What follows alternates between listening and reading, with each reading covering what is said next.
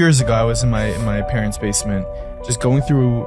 Honestly, there's a box of tapes and cassette. It was Shlomo Carlebach, and my father had interviewed Shlomo Carlebach, and they're talking. And the next one was Meir Kahane, and we found stories that Shlomo Carlebach was saying. And I'm like, this is just a box of tapes sitting in your basement. We actually published one of them. He told me he wrote 8,000 songs. I said to him, Shlomo, did you write anything today?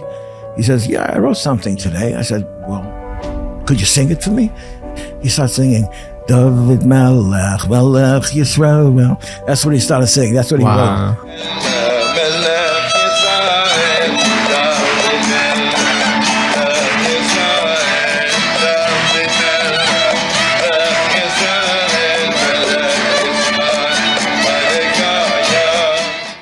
Hello, everybody, and welcome back to another episode of the Meaningful People podcast. So happy to have you here. This week is quite different. I have a special guest on, and it is my father, Rabbi Meir. I had him on the podcast. Pretty cool. Some of you maybe know him. Most of you probably don't, or maybe some of you don't. I don't know. But my father literally is the Jewish radio OG. Way back in the day. Besides her, publishing a newspaper right now, he started out on radio, and he interviewed so many personalities who I never obviously got the chance to interview, whether it's Shlomo Carlebach, Meir Kahane, different members of the world and who are super impactful. And he had that opportunity. We talk about his upbringing in Crown Heights, what that looked like during that time with the Lubavitch Rebbe alive and well. And that's what we discussed in this episode. I think you'll enjoy it, so please go ahead and listen. A big thank you to our friends at Caribbean, aka Alpert and Associates, for sponsoring this episode. Winter vacation is coming up, and you might not know what you're able to afford. Can I go to the mall with my kids? Can I go on vacation? Can I do anything at all? Well, that's why you need to budget accordingly, and that's why you need to call Moshe Alpert at 718-644-1594 or email him at alpertmoshe@gmail.com. The new name is Caribbean. It's all about serenity. Your finances don't need to be causing you stress anymore. And that will happen when you reach out to Moshe Alpert. Now enjoy this episode. You are listening to the Meaningful People podcast. The podcast featuring our nation's most impactful, influential, and meaningful people. What is going on? You guys should do this live. There's millions of podcasts out there, but there's no live content that really speaks to like a radio show. That's a good segue. Like a radio show? Like a live radio show. Have you ever done a radio show? Yes, I did, but I went out of style. But there's millions of podcasts. But you want to make it back in style. Listen, everything comes back in style eventually. Retro. That's right. You need live streaming. On the radio, we are very limited. You're not recording, are you? No, of course I am. Of course we are. What was it like doing radio? We were. Are you really recording? What do you think? I'm not recording? No, you see, radio is very limiting because, I was on the radio on WFMU for 3 and a half years, but it was 1,500 watts, I don't know what that is. 1,500 watts. It's the wattage. It's the power of the station. How many wattage were you rocking? 1,500 wattage, and we were the transmitter. Does it appear that I know what we're talking about yet? No, what is wattage? Like, what does that mean? It's like a bulb, the light bulb. What are they called? They don't call it wattage anymore. What are they called now? They give it a different name. But why is it? It's the power, and the transmitter was on a mountain somewhere in New Jersey. And gave the transmitter the ability to reach most of the New York, New Jersey area, which made the radio station influential because of the population that it reached. So, I guess before we get into the radio station, which you started, at what point did you start? I don't even know when you started. 10 minutes it's hard ago. to know, right? You were on the phone still. We were talking about your glasses a few minutes ago, right? But when I guess bring us back to the beginnings. You grew up in Crown Heights. What was that like? Yeah, Crown Heights was. What do we want to start there? Crown Heights was a great place to live. Wasn't it like a little intense when you grew up in Crown Heights? Two very strong communities. It was around the time. No, can I just interject really quick and comment on how cool this is? So Mr. Gordon is Nachi's father. Yeah. It's good to introduce the people on the podcast because you guys always assume everybody knows who you are. It just goes right in. But every week there are people that tune in that don't know who you guys are. No, but everyone knows who you are, sir. Oh, talking about me? Yeah. I'm not talking about me now. I'm talking about you. Oh, you're giving us general direction. You have that problem. General feedback. You guys have that problem. You're trying to help our wattage. You're trying to help us reach more I've people. been telling him for years to put your names underneath your faces so people know You don't who think people know us by now? No, but They that even would do make that- it about us. This is the last thing this is about us. Is that you? They even do that on Fox and CNN. They always put the names of the people. Well, they have a bigger budget. And when I watch somebody on the news, I hear what they're saying. I listen to what they're saying, but I want to know who they are. Our biggest avodah right here is to get out of the way You mean and to avodah? let the light of the guest shine through. That's our I see. entire work So here. you mean you're known for your humility, especially. You're Absolutely. especially well known for your humility. Listen, we help people unpack their story, unpack their message. I should say That's our role. Before we start, I should say you guys are doing a great job. Oh, thank you. It's really doing a Appreciate great that. job. And the truth of the matter is, there are millions of podcasts out there, and you really raise the bar. And I think you transcend whatever is being offered out there. You know, but one thing I was thinking about that's a good place to start. When I was in Brooklyn College in 1975, I was trying to find some courses in my last year of school, and I was going through the catalog. I don't even know what a catalog is. I was going through the catalog, the list of the courses. How many wattage did the catalog have? 0 wattage. And I was looking at some of the courses they're taking. Like one of them caught my eye, television and radio. I said, what? They're teaching television and radio? That's great. I thought you only have television and radio at home. How long did the television exist at that point? And no, television's been around for, I don't know, since the 20s, Okay. 30s, 40s. I don't know. So you were just born at that point. Right. I just got off the boat just with Columbus. Columbus was busy. He was busy. It was Columbus Day, so he was busy. He has his But own one second, day. the whole boat stuff, like it's not so foreign to you because your grandfather did get off the boat. I'll get to that in a minute. But I wanted to say that I took this television and radio course, and there was a media social scientist in those days named Marshall McLuhan. And I wasn't paying attention, but I heard the professor say one thing that stuck in my mind for the last 50 years. He said, someday, everyone's going to be able to have their own TV show. I said, this is the most ridiculous thing I ever heard. There was Ed Sullivan those days. There was Red Skelton. The people who were stars in Hollywood had their own shows. What does the guy mean? Someday everyone's going to have their own TV show. Here we are. Everybody that wants bozos like us. everybody that wants to have their own Wow. TV show has their own TV show. The guy was a visionary. Well, if you think about it, in regards to Harbatz's Torah, it's been the biggest advance in technology ever because you take places like Torah Anytime, Hidabrut, all these different platforms, and of course, Meaningful Minute, came in and benefits from that as well. Rabbi Meir Kahane has 500,000 plus subscribers on YouTube. Yeah. Simon Jacobson has hundreds of thousands of subscribers on YouTube. Right. It's like it's completely changed the reach and the influence that people at large in the world could have, but especially from Jews. Well, you should from know. Kiruv. You remind me of something back in, I guess it was the 70s also. For very many decades, there was only cable television in Manhattan. There's no such thing as cable TV in the outer boroughs. You know that? Did you realize that? No. Of course you didn't. I don't know even think that. people watch cable nowadays. You know, there was no such thing as cable TV, but the Knicks were on cable, MSG cable, back in the 1970s. And if you wanted to see a Knick playoff game, you had to go to someone's house that you knew that had cable TV in Manhattan. Do you remember doing that? I remember doing that one time. No way. And I remember Earl Monroe, Walt Frazier, who's now almost 80 years old, Walt Frazier. But I remembered I was telling somebody that I was going to so-and-so's house to watch the Knick game on cable. And they said, how could you watch cable? You know what they have on cable TV? They have the most disgusting programming they have on cable TV. And you're not allowed to watch it. But they also had Upbringing some Lubavitcher Rebbe on cable TV that reached tens of thousands of people that otherwise, because that communicated to me the whole purpose of electronic media. Of course, it's susceptible and vulnerable to unsavory and undesirable things, but also has the ability to do exactly the opposite, which is the function of Klal Yisrael, is to take those things, those mundane material things that exist in in the mundane world, and to use it and to turn it up, turn it over, and to use it for something of a holy nature. And that's what cable TV was being used at in those days. How did we get on that subject of cable TV? I'm not sure, but you asking me about growing up in Crown Heights? Yeah, no, we'll get there. A lot of people know you, right? Because we have, you've been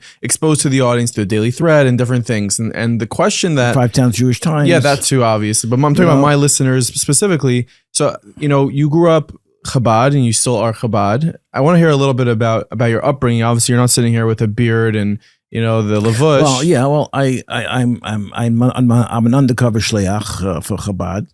So I guess that's out now. I'm in Chabad internal affairs, but that career is now over. But that's why I can't have any of that lavush or any of that I don't want to call it a costume. I'm looking for a better word. Yeah. I don't have that because, like I said, I'm in internal affairs for Chabad for many years. And you're a chassid without the garb. That's right. Listen, I'm keeping an eye. I'm watching out. I'm watching out for the good things that need to take place. But I lived there because my parents lived there. My parents moved there when I was 1 year old. From where? From East Flatbush. Okay. And we lived there and went to yeshiva there went to Lubavitch Yeshiva for 5 years. You went to Lubavitch Yeshiva? For 5 years. Okay. I went to Lubavitch Yeshiva. Then where'd you go? And I went to and then I went to Yeshiva Eastern Parkway after that. Then I went to Sifta Crown Heights. Now, you can Your follow. father was Rav Nison Gordon, right?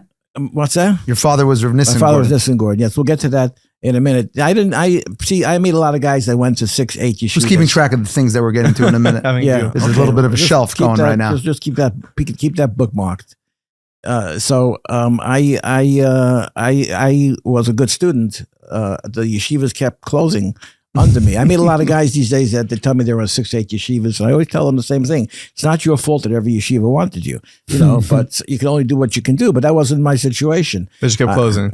No, they Sifta Crown Heights was a great yeshiva, but after 10th grade, it closed. And it got absorbed into Chaim Berlin. So I spent the 11th and 12th grade. And you went to Chaim Berlin. So I went to Chaim Berlin on Coney Island Avenue, and we were what's a good Chabad bacher going to doing in Chaim Berlin? I think I explained that about being in Chabad undercover already. I thought I explained that already. Was there a Maisa with your father, with my grandfather, going to the Rebbe and asking the Rebbe about you going to Chaim Berlin, or? I don't think so. I think that one of the things my father at one point wanted to move out of Crown Heights. Really?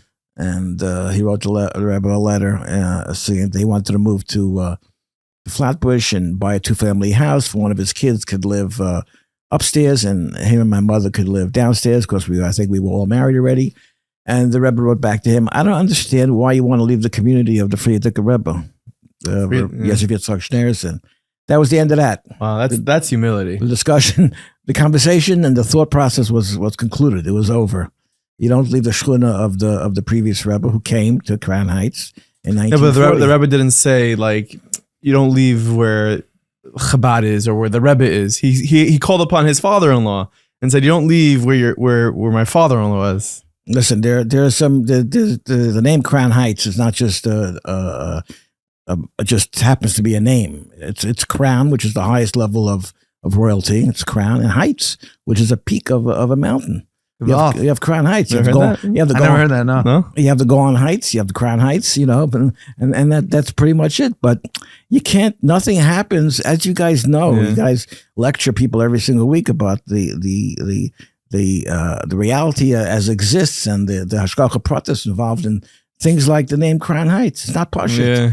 It's not just something that happens to be a name that we moved into. It happens to be that is something that the description of it's like every pasha in the Torah, the first word of the pasha.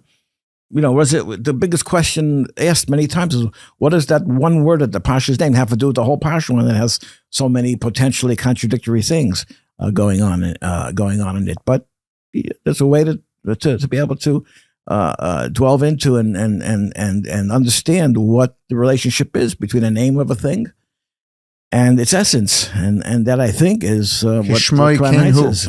That's what Crown Heights is. You obviously grew up with media sort of in your blood. Your father was the first he was with we know, besides for being my grandfather, when we interviewed Rabbi Y.Y. Jacobson, he had told us that your grandfather worked with my father at the morning tug. Well, there was Algemeiner. First the morning tug, right? There's when I look at your podcasts and look at anyone's podcast, the first thing I look at after the subject matter is how long is it going to be running, and then I make a decision whether I should read it or watch it or listen to it or not. So, well, you play a critical role in that today. When I go on, what's his name, Joe? What's his name, Joe Rogan? And I see that he's speaking to somebody for 3 hours and 42 minutes. I say, I don't know if I can listen for 3 hours and 42 minutes. When I look at one of your things, and I see it says an hour and 2 minutes, like last week. An hour and 2 minutes, I could handle an hour and 2 minutes in 2 or 3 sittings. Nice. But when I see something is like, an hour and 59 minutes, that requires a big commitment in time. Have we ever gotten that long? I don't think we've gotten an hour 50? Yeah, I think you went over 130 for sure. With Sean Balva, definitely over an hour and a half. So back to the media. No, so I wanted to say that if you're going to ask me questions like that, you're going to be going for 3 or 4 hours. I know. But you know what? You should be able to go, if you had the time, to go 3 or 4 hours because... Right there from the time. Okay. Talk about, I guess, I'd love to hear about your father, though. Yeah. And you can have our commitment that we'll cut you off at a certain time if you'd like. Well, listen, he was a Yiddish writer, and you have to understand how innocent or underdeveloped the media was in those days, a few years ago, a woman called me from Borough Park. She said, I just want you to know, I picked up your newspaper on New Utrecht Avenue, one of those boxes, and I saw you had your father's yard side. You wrote about your father. I want you to know in our house, when I was growing up, this little woman, she was probably in her 50s or 60s at that point. In our house, my mother and father always fought about politics. And the end of the argument always was, we're going to wait till the end of the week when the Algemeiner Journal comes out. We'll see what Nison Gordon says. And whatever he says, that'll be the decision on what we're going to think. So, like I said, the media was he was also a marriage counselor then. Yeah, listen, when you're in the media, you don't know how you're going to be, what you're going to say, how it's going to hit people, and how it's going to be, internalized and absorbed. But I'm saying, what I wanted to say was that the media was very underdeveloped in those days. There weren't millions of podcasts or a half a dozen newspapers in 1 3-block area. Mm-hmm. It was very underdeveloped, and you should know that in those days, when he first came to this country, when he grew up a little bit, I guess when he was in his 20s, probably after he got married, there was at least 3 or 4 daily Yiddish newspapers in New York. They were printed daily. Really, daily newspapers. You don't know. There's no daily Jewish newspapers anymore. I think Hamadiyah printed daily for a while, but I don't even know if they're still doing it. And if they are doing it, with all due respect, I don't know the impact that it's having. But daily newspapers are rough, especially with internet. Oh well, of course, but even the New York Times, they take a hit. They're publishing every day. So my father's thing was he got into these newspapers, specifically into the Day. First there was a paper called The Day. Then there was another paper called The Morning Journal. Then there was the Forwards. Okay. So Rabbi Jacobson's father was he was at the same paper my father was with, The Day. But the Day and the Morning Journal merged and became the Day Morning Journal, the Algemeiner Journal. They merged, 183 East Broadway. And if you had to watch yourself walking up those steps, because they were very crooked steps, so you had to watch yourself going up there. We used to go there on Sunday sometimes. My father would go to work on Sunday. It was a daily newspaper. You gotta do very news. Symbolic of how important it is to he used to not be crooked in media. A couple of days a week, he used to get up before it got the light outside. He told me he had to go Ibizets the news. You know what that means? Huh? You're the Yiddish speaker. You have to translate. You have to get the news off the Associated Press wire, and Ibizets it. He had to translate it into Yiddish to get it into the Was newspaper. That all that the Yiddish media was translating the news? He was a columnist from the very beginning. But what he did with the Upbringing Journal, as it started to lose popularity because these exclusively Yiddish-speaking population was getting diminished. I guess, dying out or learning how to speak English or whatever the reason. Or not reading. I don't know. Or watching cable TV. Yeah. I don't know what they were doing. So they were publishing, like I said, 7 days a week, which means they were publishing on Shabbos also, because they were owned by secular Jews that just happened to have speak Yiddish. Anyway, he went to the major Jewish organizations in New York, like Eretz Yisrael of America, I think maybe it was the Rabbinical Council also existed at that point. I don't remember. And what did I say? I go to the Yeshiva University, and he made a deal because the papers were losing business. He said, I will get these organizations to advertise in the newspapers if you stop publishing on Shabbos. So he brokered the Shomer Shabbos aspect. That was the quid pro quo. They stopped publishing on Shabbos, and he brought in those Jewish advertisers, Mizrahi, YU, Chabad, and they did a lot of business that way. Of course, after they settled out, they found other things to fight about. Like this one's against that one. If you were too pro-Israel, the Agudah was out. If you were too anti-Israel, YU was out. And, it was always some kind of tug of war going on. But then, these were union shops, by the way, on East Broadway, the Day-Morning Journal. And if I told you that the way they put it together, which I watched at least several times, was what they called hot type. Now you sit by a computer screen with a keyboard and you type the words, and then you send it with some kind of program down to the printer. Like I publish a newspaper today that gets designed in the Ukraine, in Kiev, and the guy that finishes designing it then emails it to the print shop, which is in Long Island City. But in those days, the physical type had to be put with hot lead onto a page and had to be, replicated that way before it got turned into a negative, and then the negative got fed into these gigantic press. Let me ask you a question. Can I interject? I'm boring you. You remind me when you describe the avodah of printing from a printing press back in the day. Yeah, reminds me of a story that our Rav told us when we did an Aliyah to Poland. Yeah, with our Rav, and we were in the Krakow Beis HaChaim, where the Ramah is buried, where the Bach is. Yeah, Taisus Yom Tif, the Megala Mukas. We were there a few years ago. Right behind the Ramah's shul. Yeah. And after davening Shachris there, we went to daven by the Kfarim of all the tzaddikim, and he told us a Maisa that when the Bach was setting out to print his life's work, the Bach, for which he's named, for which he's known, and it was going to print, the Megala Mukas, who of course came from more from the Talmidim of the Baal Shem Tov, and he made a shtick and had someone do something at the printing press, so that when they ran to print the Bach, it was unsuccessful. So it was a big tumult in town, and the Bach said, "We're going to try again." Tried again, and the Megala Mukas sent someone else and did a different shtick. And again, it got in the way of printing the Sefer, the Bach. So it got to a point, I think the Rav told us, that the Bach took the Megala Mukas to a Din Torah, and the Dayan paskind that the Megala Mukas must allow the Bach to print the Sefer, and he needs to remove all the manias that he was putting in front of, to preclude the printing. And sure enough, the Bach printed the Bach, and it was successful. Within a matter of days, the Bach passed away. And the Megala Mukas revealed to his Chassidim that he knew that this was the Bach's life's mission. This was what was keeping the Bach in the world.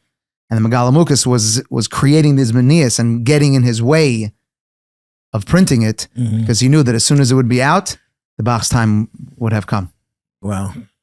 The printing press, the Gutenberg printing press, was invented, I think, in the 1500s, and from the 1500s to, I don't know, I guess the mid 1900s, it was very primitive, the whole method of printing. But in the last 20, 30 years, the technology changed. The newspaper used to come out we used to finish the newspaper in Brooklyn at a print shop where me and your mother used to work on until late at night, and we would send it down in a car service to the printing shop. And the paper would, if there was a lot of traffic on the BQE, the paper would come out late the next day. Now it's getting emailed from the Ukraine to the same print shop in Long Island City. But the last 30 years, I think, 30 years, the technological advances in publishing are amazing. We'll be right back to this episode of the podcast. But first, a word from our friends at Mosaica Press. We had that giveaway last week, which we'll be doing every single week. And the winner was A-Veg. And if you want to be like A-Veg, first of all, A-Veg, A.Veg, we don't know the first name, Mosaica will be reaching out to you and you'll be receiving a free book. If you want to win a free book, all you got to do is hit that link in the show notes, in the description of this episode, and put your email address in. And simply, you will be selected to win a free book potentially, just like A-Veg. It's really, really incredible. And the book I want to highlight this week from Mosaica is Inside Outside Parenting. It's by Dr. Shalom Augenbaum. Parenting is really complex. And sometimes we could be very reactive when it comes to our kids. But Dr. Augenbaum really talks about in this book is parenting your kids intentionally. Not just, this, that, but understand why they do the things they do. Understand their behaviors, right? Don't just act out because that thing bothered me, but why are they doing what they're doing?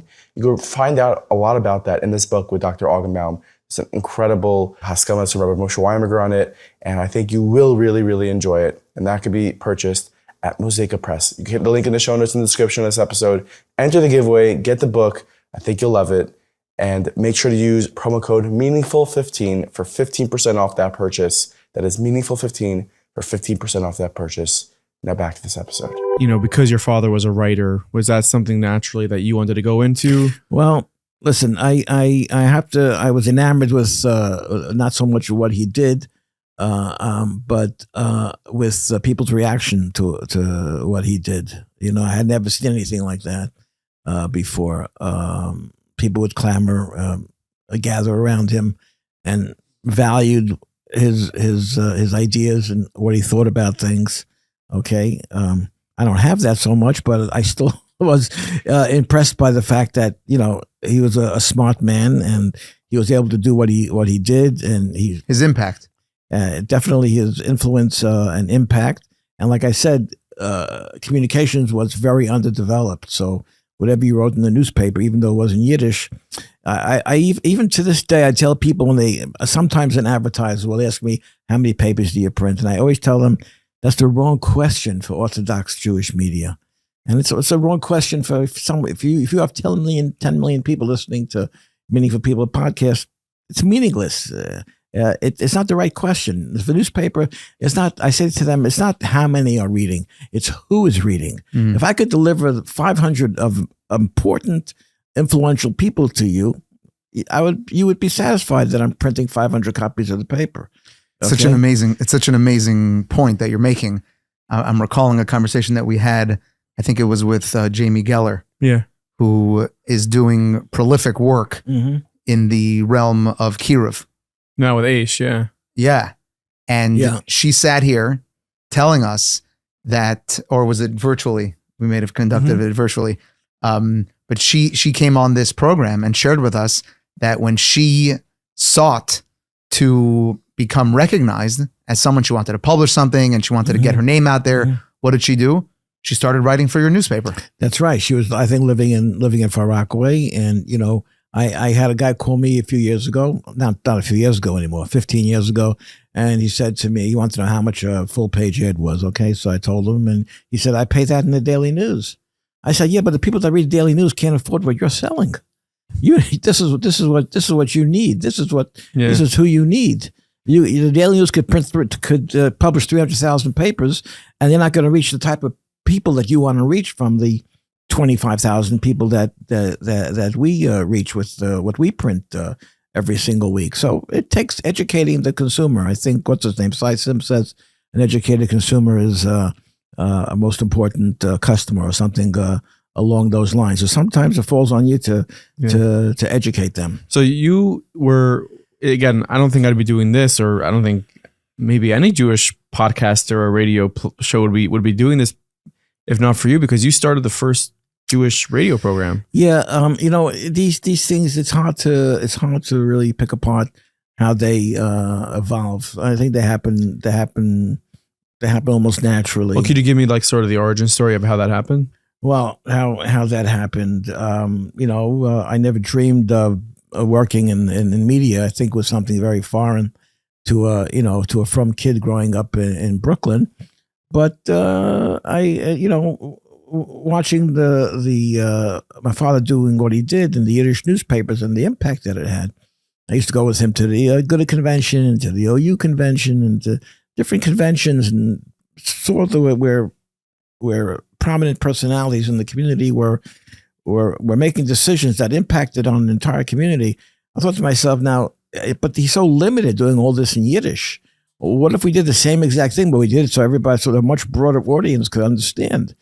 And so back in 1977, I had a friend of mine. We just called radio stations in the tri-state area to see if they needed two things. Needed a 24-hour broadcast license, and they needed not to be broadcasting 24 hours a day. And we found one. I mean, you needed a station that had an opening. That had an opening for you. Yeah, they had to have a license to broadcast 24 hours a day, but they needed to have an open slot. And had to have so we found a college radio station in East Orange, New Jersey, Upsala College. They had a 24-hour broadcast license, 91.1 FM, but they only broadcast from 3 p.m. to 3 a.m. Otherwise, they were shut down. 4 a.m.'s your sweet spot. So I didn't, I lived in Brooklyn. I believe me, for almost 3 years, I drove out every day to East Orange, New Jersey. So you took them up on it? In the most unbelievable weather, and we contracted with them for a small amount of money. It was a non-commercial radio station. How old were you at that time? 22, 23. So you're 22, you're not married, and you're like, I want to do a radio station. I got married when we were already on the radio. Right. So you were single then when you started. Yeah. So what's that? So I don't even know how. So I'll never forget the first morning I went to meet this guy at this radio station, and took me into the studio. It looked a little bit like this. But it was dark, and there was a board that was like 5 times the size of that board. No kidnap posters, right, on the windows. No kidnap posters, but there were always different kind of issues. And there were microphones, and I was watching one of the kids. It was a rock and roll college radio station, and I was on the outside of the big glass, and I was watching the kid that was on the air, and I couldn't get over the fact that this guy's sitting in a dark little room with a microphone like this, and he's talking, and God knows how far they're hearing him. Yeah. And that was very limited. Now you could do this on XM satellite, and they hear you everywhere in the world, Everywhere in the world we go, I listen to, WABC radio on my phone or XM satellite. You could be in Europe. But so bringing back into that moment, you're about to go on your first day broadcasting on radio. What's the setup like, and what's that opening line like? Well, the first day was October 12th, 1977. Okay. Town Appliance started in 1979, by the way. Oh yeah. Yeah. Okay. And I knew people in the record industry. Everything was, large, long playing records, LPs they called it in those days. Vinyl records. Vinyls. No cassettes and anything like that. We did interviews. We did interviews on reel to reel. You had to be really good to be able to segue from one song to the next. You have to have a DJing was a real talent then. You have to have a sense of when you had the same notes in certain different that ended on one song and started on the next song. Somehow you just had developed a natural instinct to be able to recognize what type of music goes together. Just want to get a formal objection on the record that DJing still requires major talent today. You think so? Yeah. DJing still? Sure. I feel like everything's pre-programmed. Yeah, by but it's a different talent. I guess. I don't think you have turntables. I think it's more like reading the room. DJs are creating their own beats. They're creating their own loops. I don't think they have in real time. No, so physically, technically, maybe it's a different skill set. First of all, they don't have turntables anymore today. I don't think. Maybe it came back in style as a collector's item. I know we bought a turntable just for the fun of it a few years ago. Oh, did you? You listen to You were listening to a record on the house. That's what it was? That's what that is? That's a turntable. You know, record player. He couldn't believe the technology. That's wow. what that is. Wow. I went a turntable. What a brilliant idea. I want to get to that because a few years ago I was in my parents' basement just going through. Honestly, there's a box of tapes and cassettes and stuff, and I'm like vinyls, and I'm like, what is this? And I picked one out. We put it into a recorder. And we played it, and it was Shlomo Carlebach. And my father had interviewed Shlomo Carlebach, and they're talking. And the next one was Meir Kahane. My father interviewed Meir Kahane, and we found stories that Shlomo Carlebach was saying. And I'm like, this is just a box of tapes sitting in your basement. We actually published one of them a couple of years ago. It was actually Hanukkah time. He published it. Right. It was a story that Shlomo Carlebach said. But so you're starting out as a 22-year-old. You're starting your own radio station, right? Fast forward, you're interviewing the biggest people in the Jewish world, sort of like what we're doing here now. But did you imagine that happening? Was that what you were going for? Because you were copying nobody in the From world. Like this didn't happen yet. Well, there was a radio station. It was WEVD, which played Jewish music, but had no. It was really owned by the Folk Association, which was really. It was like those Yiddishists that my father used to work for before. I mean, they weren't Shomer Shabbos? Right. It was a 7-day-a-week type of thing. But the music started getting, it used to be the Barry Sisters. You ever hear of the Barry Sisters? Yeah. But it used to be just people that happened to sing in Yiddish because that happened to be their language. Okay, so, yeah, it wasn't so, yeah. But we were talking about the turntables and the records. Now you're talking about the cassettes. The cassette was the next stage. Not the cassette. Tell me about going on the radio. That first day. The actual talking. You don't believe you don't really. You're in a room with a microphone like this, and you're talking, and you're doing. You're being on your best behavior, and you're playing music, but you don't know anyone's out there until you start asking for phone calls to come in, and you have a telephone there, and you see it starting to ring, and all of a sudden it hits you that there are people listening to this besides your parents or your wife or your brothers and sisters, and then you get tickets to a concert to give away, and you see the thing starts lighting up like a fire. You have 8 phone lines, and they're all just clicking away because people want to win something. The phone line thing is that's pretty when cool. You come. Wish we could do that. That's when, that's well, cool. you should have phones wired into your thing. Number one. Yeah, we were pre-recorded though. So and number two, you should like I said, I've been telling you for years to do some live stuff if it's at all. I'm sure it's possible. You just have to know how to do it. I want to open a parentheses to give you an opportunity as you reflect on sort of that real-time feedback that you were getting while recording your radio show. Mm-hmm. So your son, Nachi Gordon, mm-hmm. who you're sitting across from, mm-hmm. is the founder of Meaningful Minute mm-hmm. and has been creating content for the last few years. I'm not going to give away his age by saying how many. Yeah. But for the last few years... Still in my 20s. Yes. Has been creating content that, by all accounts, has been all around the world. And the impact, as you empowered everyone to know, as measured not only by the number of listeners, but by who's listening, by what type of impact the content is having on people. We don't get that feedback in the form of the phone line ringing. We do get that feedback, however, in the form of direct feedback, people sending emails, Sure. people making comments, Mm-hmm. people reaching out.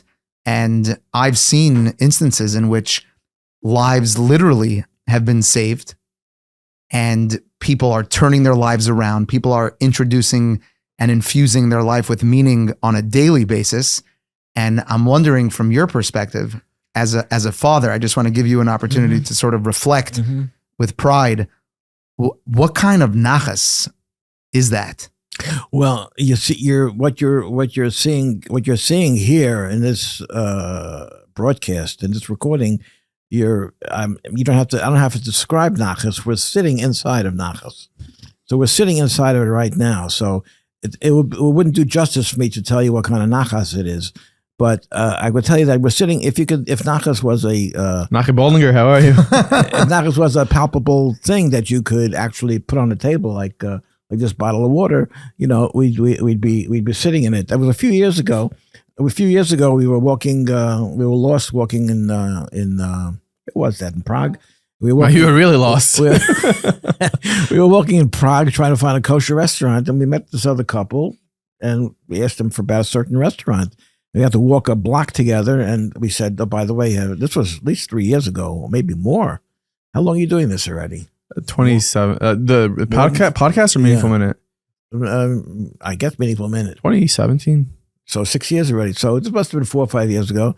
We were this young couple from London, oh, by the way, this is our name. Have you heard of Meaningful Minute? And they stopped dead in their tracks. What?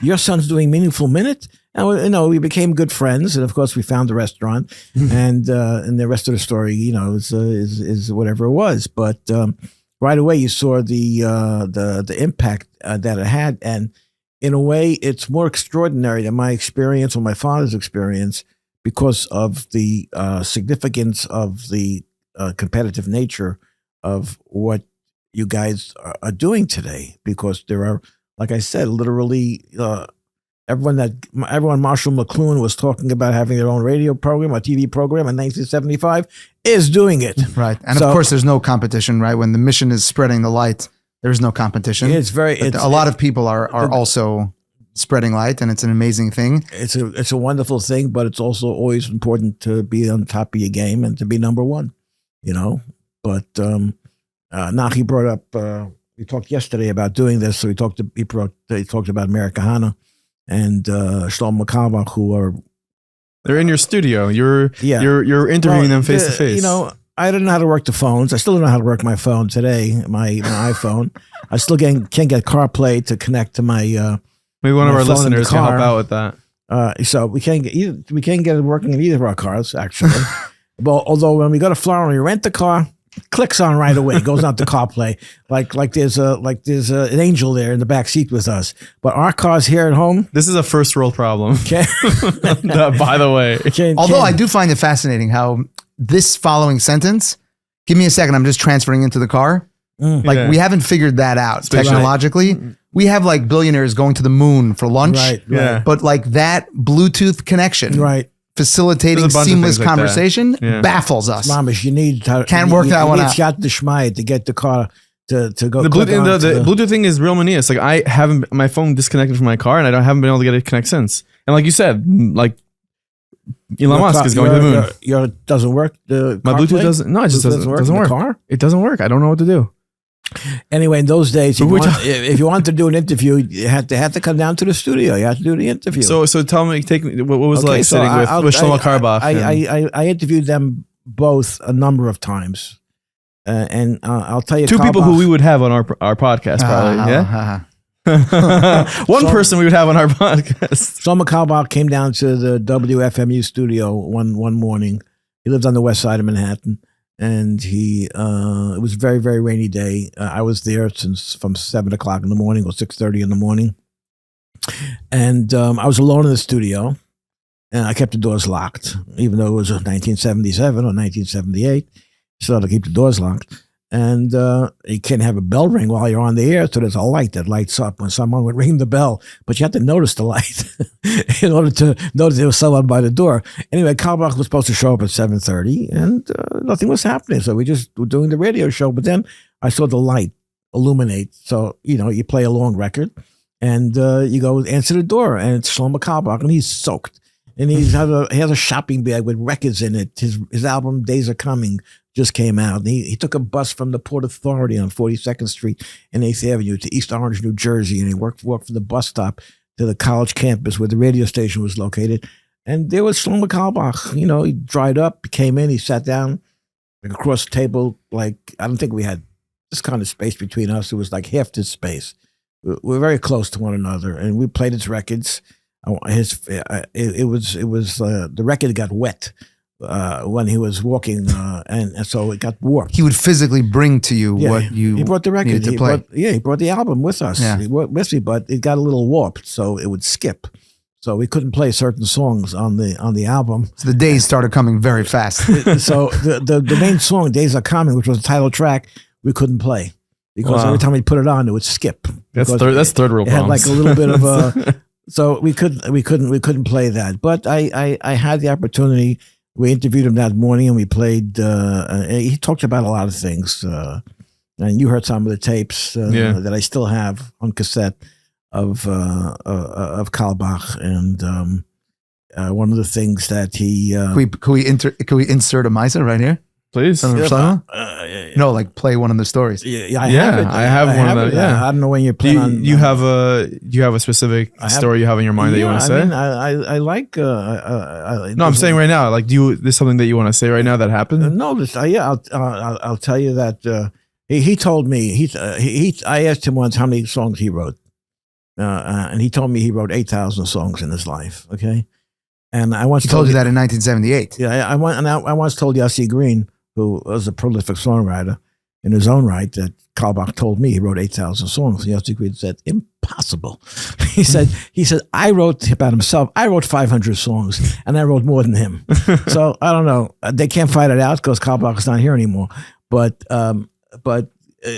Kalbach told me that in those days he used to think of the songs constantly, and for some reason he would take the train down from the west side where he lived on Columbus, I think on Riverside Drive, actually 79th Street, I think is where he lived, and he would go down to Delancey Street to the Lower East Side, and he would think of a song while he was on the subway, and he would run to a payphone and call his answering machine and sing the song into his answering machine so he could remember it and develop it into a song. So I think it was later years on a different radio station, and I think it was 1984, which is, I think, one of the cassettes that we heard. He told me he wrote 8,000 songs. I said to him, Shlomo, did you write anything today? He says, yeah, I wrote something today. I said, well, could you sing it for me? This wasn't in person, this was over the phone. Because this other radio station was in Staten Island. It was a big trip to take. Anyway, I said, Shlomo, did you write anything today? He says, yeah, I wrote one thing today. I said, well, could you sing it for me? He starts singing, David Melech Yisrael. Well, that's what he started singing. That's what he wrote on that day in 1984. And that's some of the outstanding. He complained a lot about how he saved people and they didn't appreciate it. You know, he said that when kids are in trouble, their parents call him, and he does everything he can to go wherever they are to save them. He says, but then when the kid gets engaged and gets married, he doesn't get an invitation to the wedding. They don't appreciate what he does. They don't demonstrate their appreciation. They call him when they have trouble. When they have nachas, they forget about him. So, you know, I heard him say an explanation once as to why that is. What was that? Specifically, why by the time it comes for a Masader Kedushin, even though he saved their life, why they're never calling him. And he explained it once. Yeah. That he explained it with a story of it was this 3-day Yom Tov in Eretz Yisrael, which is rare because they typically don't have 2-day Yom Tov, so it always has to fall around Rosh Hashanah. Mm-hmm. And he said there was a lot of spoiled meat that year. And a lot of people ended up in the hospital with food poisoning, etc. So someone ended up in the hospital, and this woman was having a very vile experience.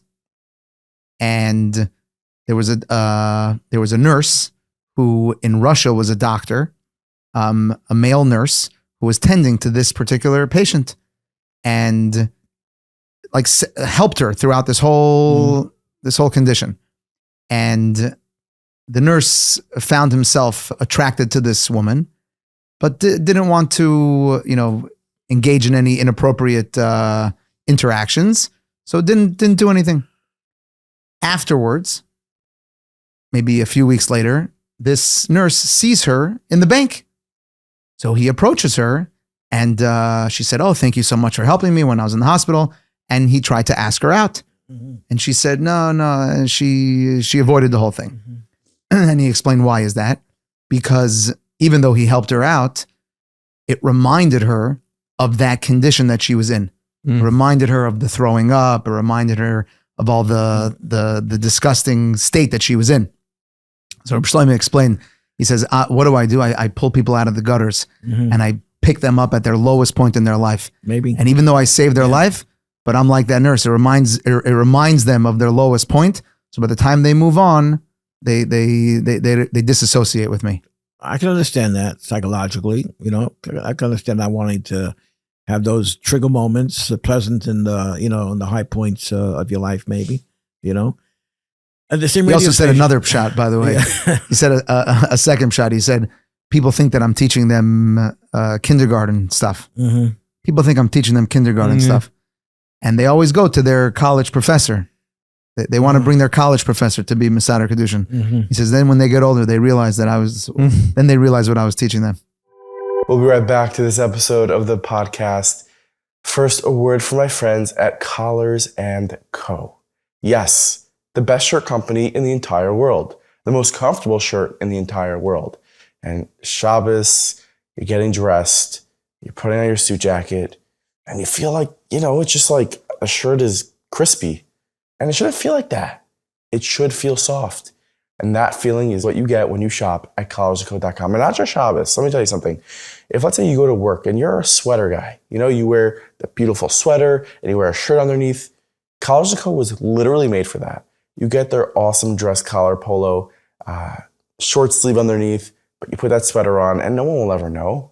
No one will know that it has 3 or 4 buttons. It's made for that. It's perfect. And of course, for Shabbos, you get the quadruplex shirt, which I wear, the full button down, super comfortable, the best shirt I've ever worn, and that you can get at collarsandco.com. Make sure to use promo code MMWinter right now for 15% off your purchase of over $100. That is MMWinter at collarsandco.com. And of course, I want to mention something for my friends at Town Appliance. Ever since 1979, they have been the go-to appliance store. You know why? Because they're amazing. That's why. You don't need to go anywhere else. You could message them on WhatsApp to take care of all of your appliance needs. You need a new fridge, a dishwasher. You need to create a completely new kitchen from scratch. Town Appliance is the place you go to. You can head to townappliance.com, hit the link in the description of this episode, or just simply message them on WhatsApp. Now back to this episode. Something that's always been a focal point in your broadcasting, your writing, your life is obviously Eretz Yisrael. Right. Your father is buried in Eretz Yisrael. Right. I don't know when you're going to this to be ready to be broadcast, but over Hanukkah will be in Eretz Yisrael For the art site. My father's 34th yard site.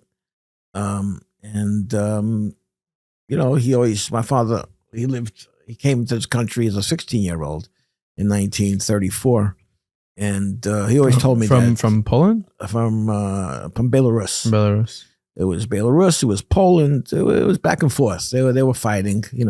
Like countries do today. They fight, and they had different borders at different times, different governments. I think it's Belarus today because I've seen it on the map. It could be that it was Poland when they left there. I don't know. I'm not sure. Maybe some of my cousins that are listening to this that have more insight into the history.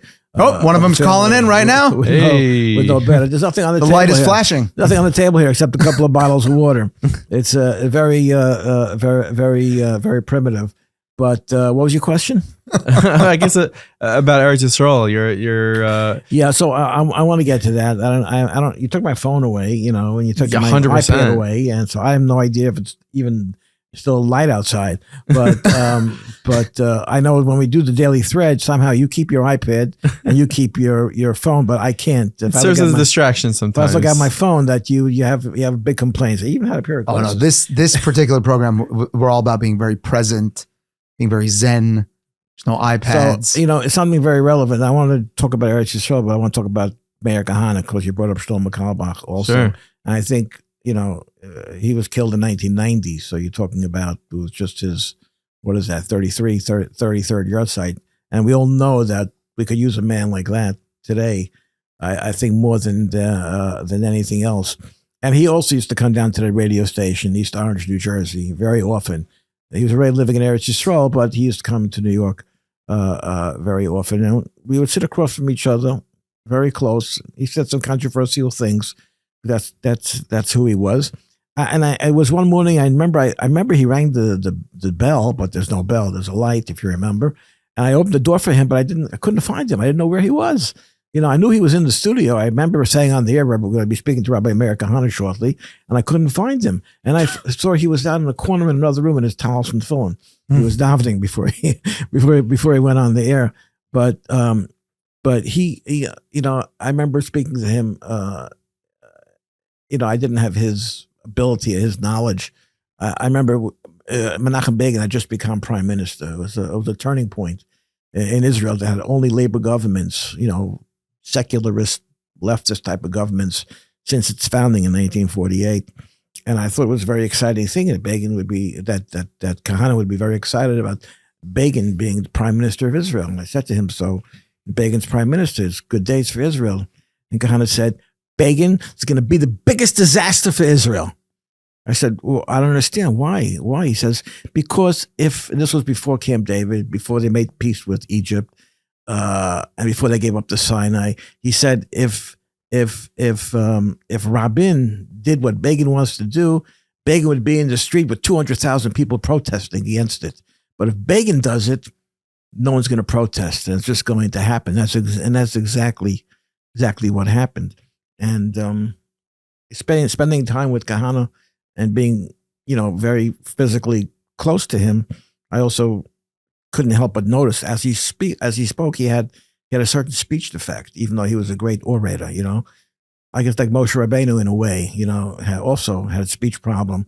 Kahane had a speech problem, and I was fascinated watching him try to get certain words out, and how quickly his mind worked, where he would be able to substitute words that it was easier for him to pronounce. And I remember one specific case he wanted to say about Begin.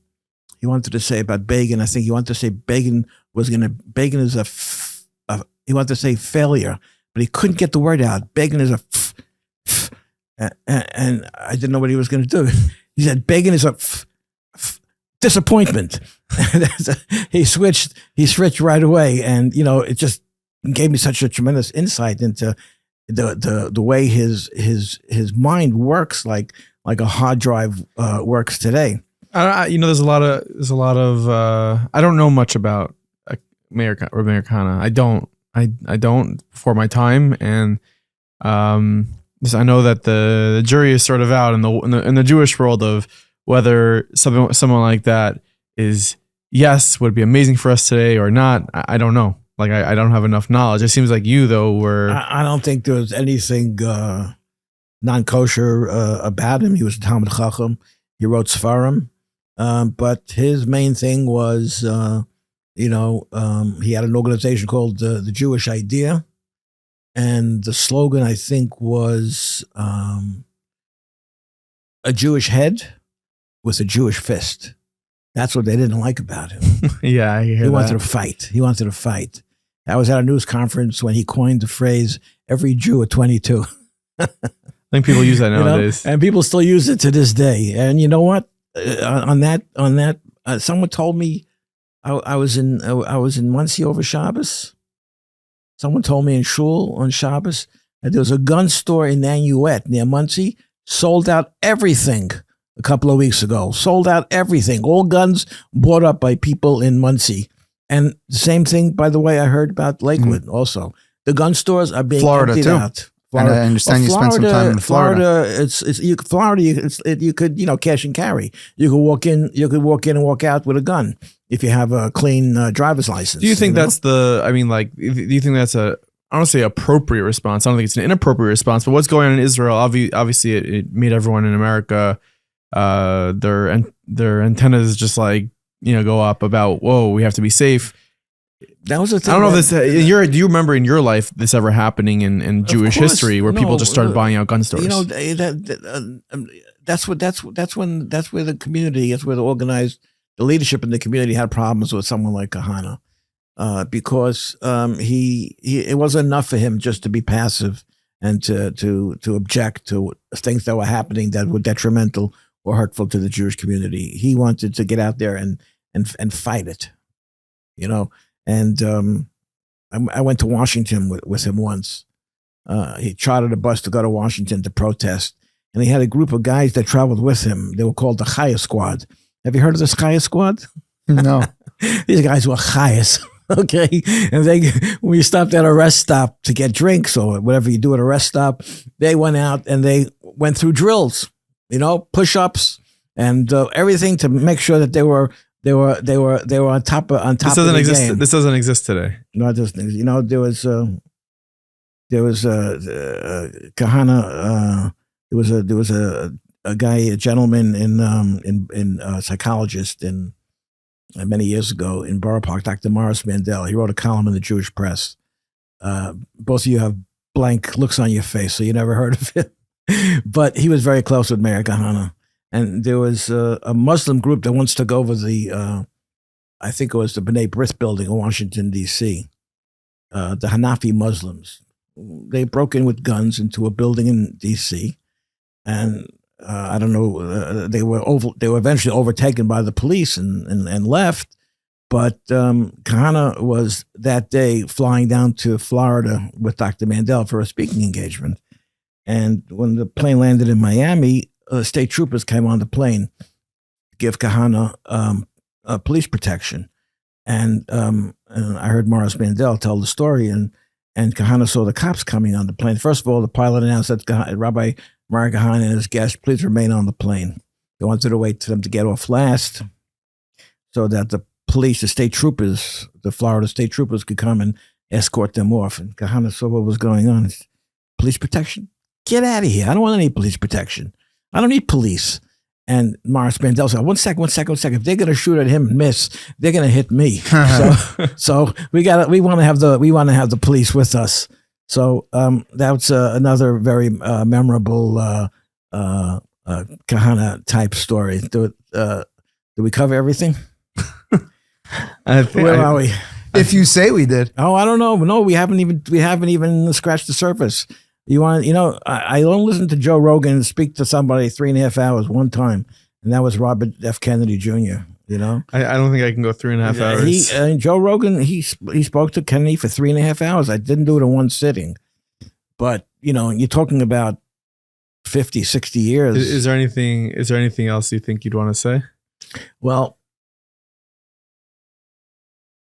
you asked me about Eretz Yisrael, so I started to tell you that before I start talking about Kahane, my father told me, when he bought Karka in Eretz Yisrael, that he planned to be buried, even though his parents are right here, right near the Lubavitcher Rebbe here in, I think it's called New Montefiore in Cambria Heights, Queens.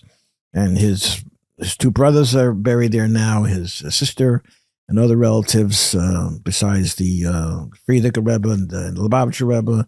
And so he told me 10 years before he passed away that he doesn't mind living in America. He doesn't want to lay in America.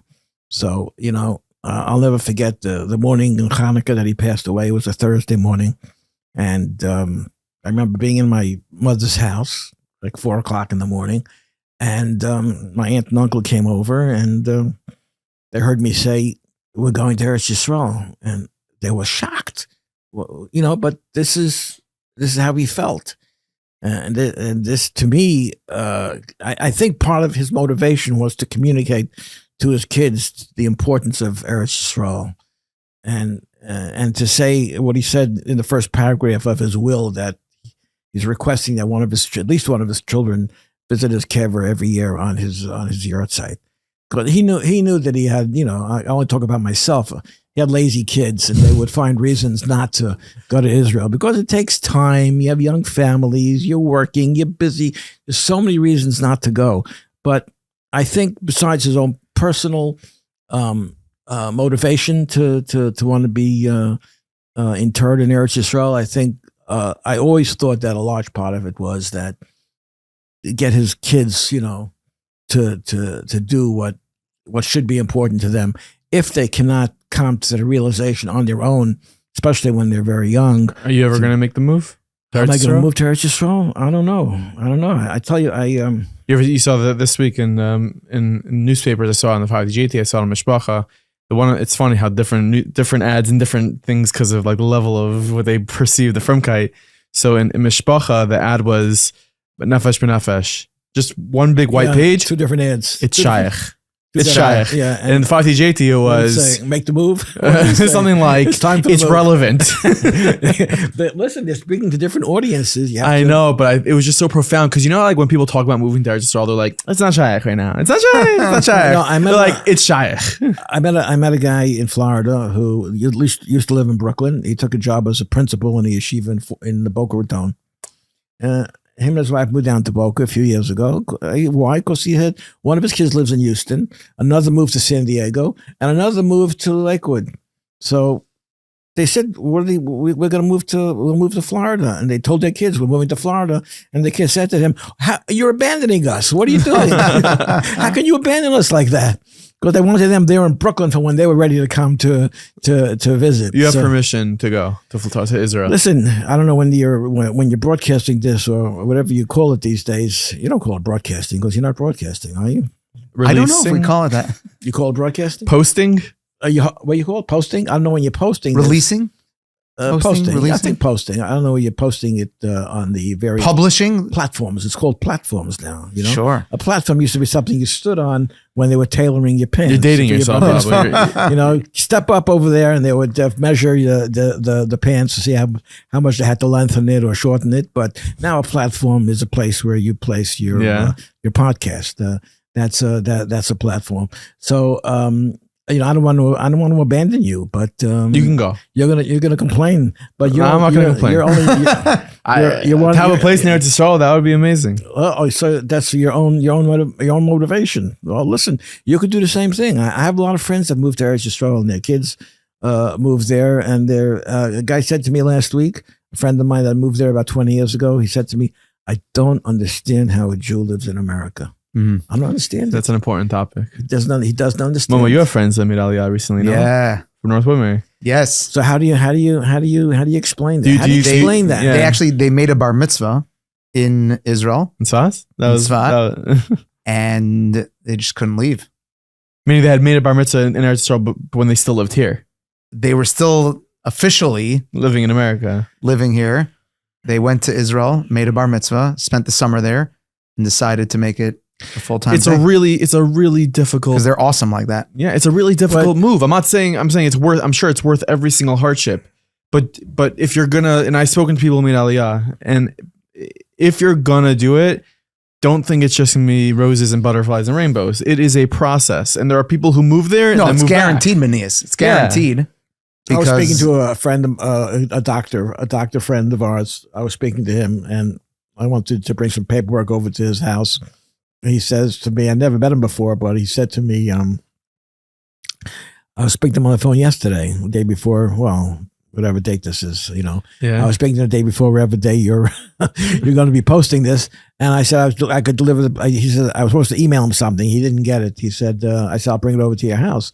He said, that'll be a little difficult. I'm in Beit Shemesh, you know, but I'll be in tomorrow morning in Valley Stream, you know, so. When I was by the Isha Yibo concert in Madison Square Garden, when you were there, were you there? You were in Florida or something. Yeah, I think so. I think we skipped that one. Yeah. So B'nai Akiva was a big sponsor, and they're pushing people to make Aliyah, and they showed a whole video. And one of the things they were doing, besides for offering free groceries for Olim who come for the first year, private Isha Yibo concert for the first year, all these things they're offering. One of the things that they said is, I totally forgot. What they what they say? B'nai Akiva. 1 second. You'll come back to it. You know, I would say Nachi on that.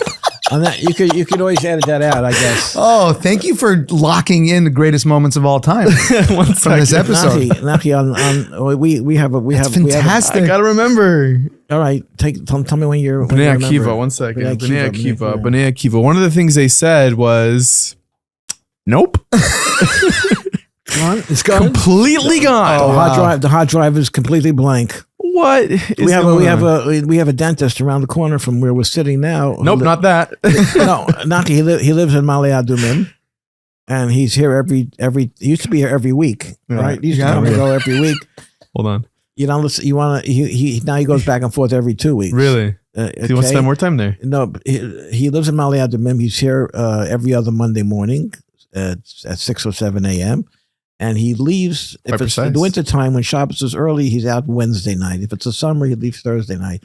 So, you know, I started going to him when I make an appointment now. I say to him, when is he going to the airport? I want the last appointment before the airport. It's got to be quick. Because that's why I know he's going to be on time. Nice. They tell me he's leaving to the airport at 5. I say, give me the 4 o'clock appointment. Okay? Because this I know he's going to be on time and we're going to be finished on time. No sitting in the waiting room. So those are some of the. I remember what I was going to say. I remembered. One of the things that Did you though? Oh my God.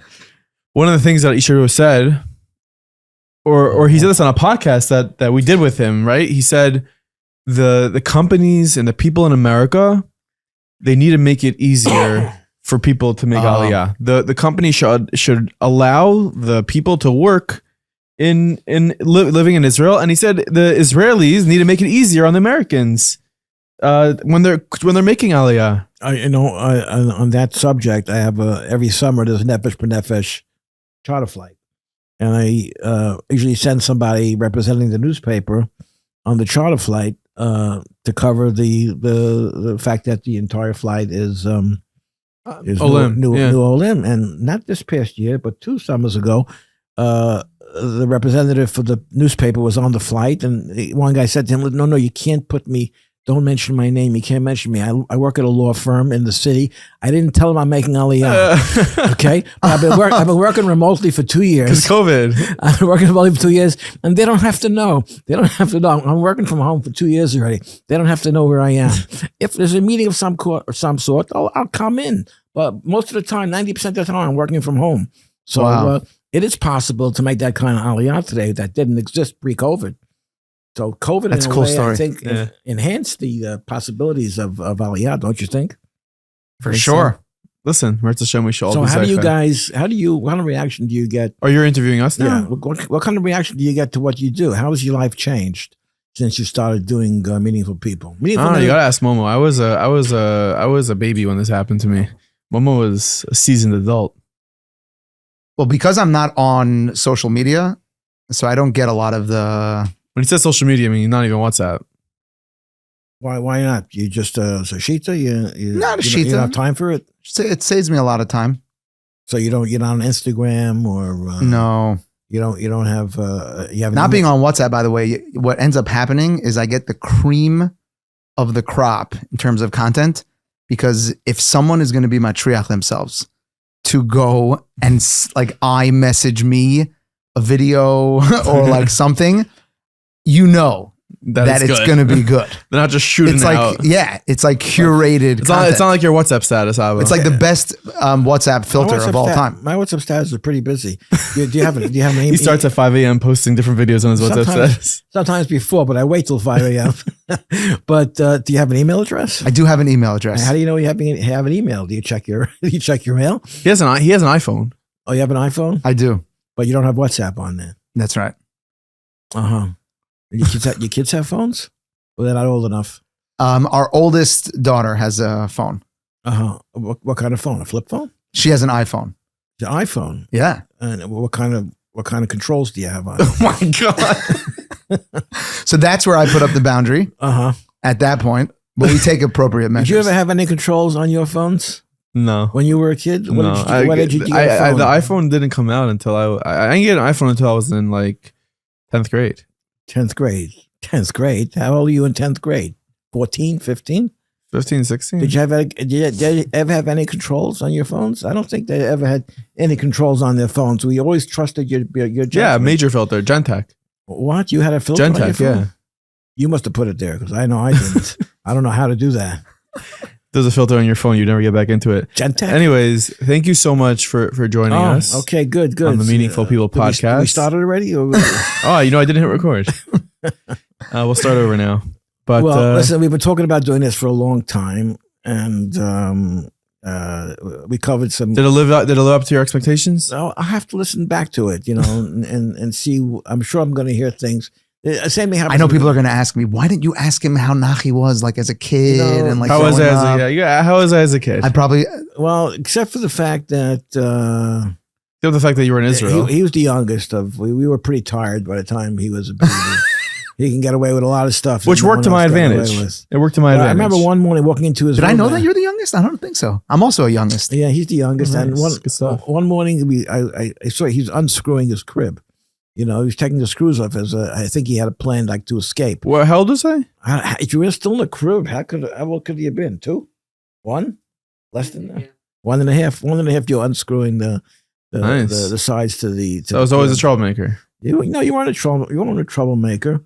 But you just like I said, you were the youngest, and you got away with a lot of stuff the others couldn't. I don't stop hearing about that. couldn't get away you get with. that also, Mo? Your siblings go, you got away with everything? I don't know.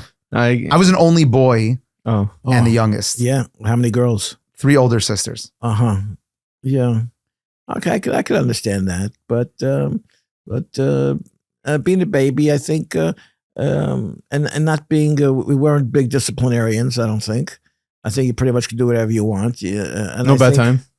You know what? I learned that from my father also. By the way, he let us make our own mistakes within certain parameters.